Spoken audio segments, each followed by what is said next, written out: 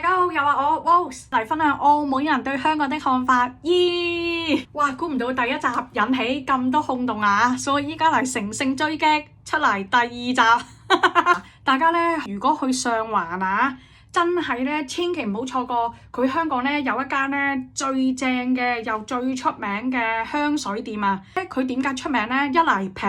二嚟呢就係佢專賣嗰啲超貴價香水嘅平價版。好似例如話 Jo Malone 嗰個英國梨啊，佢嗰個都有得賣嘅，跟住又有舒淇最愛嘅芒果味，我覺得呢啲都一般般啊。我又買嗰個好似係半島酒店，即係佢係有好多咧嗰啲奢華嘅酒店嗰個味啊，嗰啲香水咧喺嗰間香水店度買㗎，所以我覺得咧，如果中意香水嗰啲人咧，又或者中意平價但係又同樣味道嗰啲人咧，千祈唔好錯過依間上環嘅香水店啊！我有買過，真係平靚正，其實佢都80蚊一瓶啊，喂，低配版可以選擇，但係個味道一啲都唔低配啊！巴士文化反而咧，我係真係好想問下咧，就係佢嗰個香港巴士咧，紅色巴士我識搭啊，但係綠色小巴我次次咧都揾唔到嗰個綠色小巴個站嘅咯，所以我永遠咧我都搭唔到綠色小巴嗰啲車咯，次次都望住佢咁樣走咯，但係我睇嗰個 Google 地圖咧，明明話喺嗰度㗎，但係我一個站牌都揾唔到，所以我次次都搭唔到綠色小巴啊！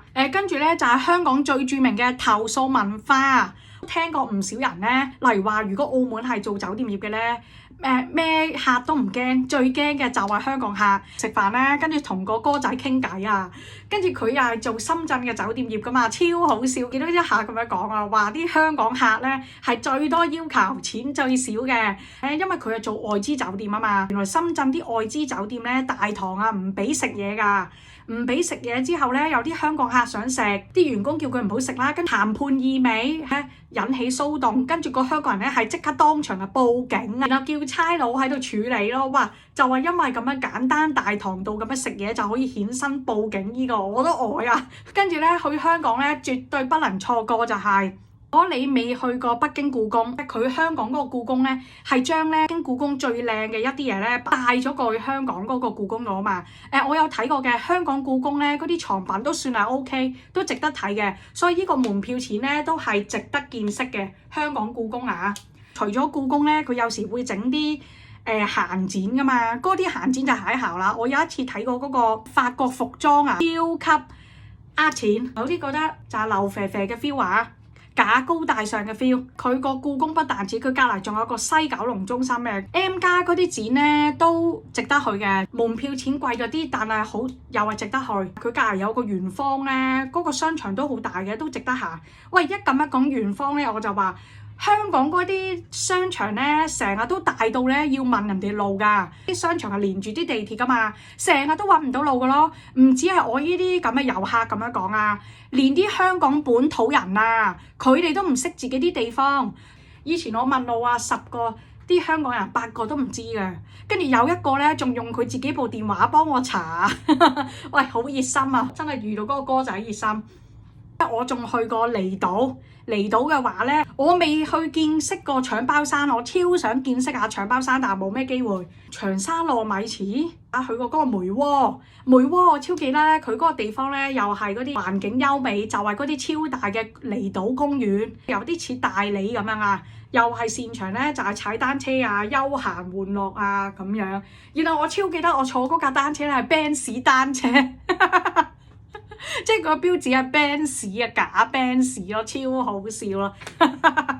我人生有坐過 Benz 單車嚇。環嘅話咧，仲有大館，大館都好值得去㗎，就係嗰個前嗰個英式警署。我有試到嗰個監獄咖啡，大佬佢一杯咖啡都50蚊，超細個監等艙，跟前英式警署啊嘛，跟住真係對住嗰啲咧無自由、失自由嗰啲咁嘅監獄場景喺度飲咖啡咯，呢個好笑啊！跟住啊，佢香港咧有一個好特別嘅歐式嘅希臘版本嘅水庫，嗰個水庫咧都超爆靚，但係咧你去嗰個水庫之前咧，你要行嗰個無盡的階梯啊！哇，真係上到去咧都已經汗背如流啊！總之啲汗咧係滴到你上心口啊！總之行樓梯咧上去見識咧都想死你啊！跟住啦〜葵芳廣場啦，呢個係絕對又係必去㗎啦，超多好好味嘅小食，而且算係平價。跟住之後咧就炸牛扒飯，我去食嘅好似旺角佐敦嗰邊有一間炸牛扒飯，日式嘅都好爆好味㗎。日式版日本最出名嘅嗰個炸牛扒飯咧，應該咧佢係個香港嗰個應該抄咗啊，攞嚟學咗，跟住咧又喺香港度自己都整一間炸牛扒店，好味嘅。都好味，日本嗰個係最好味嘅，但係佢係第二好味咯。香港嗰個海洋公園我係細細個去㗎啦，我啊覺得喺校，因為我唔玩嗰啲機動遊戲啊嘛，就係睇好多嗰啲動物啊，跟住坐過佢嗰個超爆恐怖嘅纜車，跟住迪士尼啦，個人覺得啲迪士尼真係有啲悶咯，佢就係景靚，無論去邊間都好，但係我未去過嗰啲老美啊、法國啊嗰啲我未去過啦。你話香港迪士尼好玩啲咧，定係上海迪士尼好玩啲？我覺得咧。兩個都係咁，即係一擔擔，冇話邊個好與唔好。我覺得咧性價比最高，真係就係北京嗰個環球影城啊！又係先分享咁多，諗到再講，拜拜。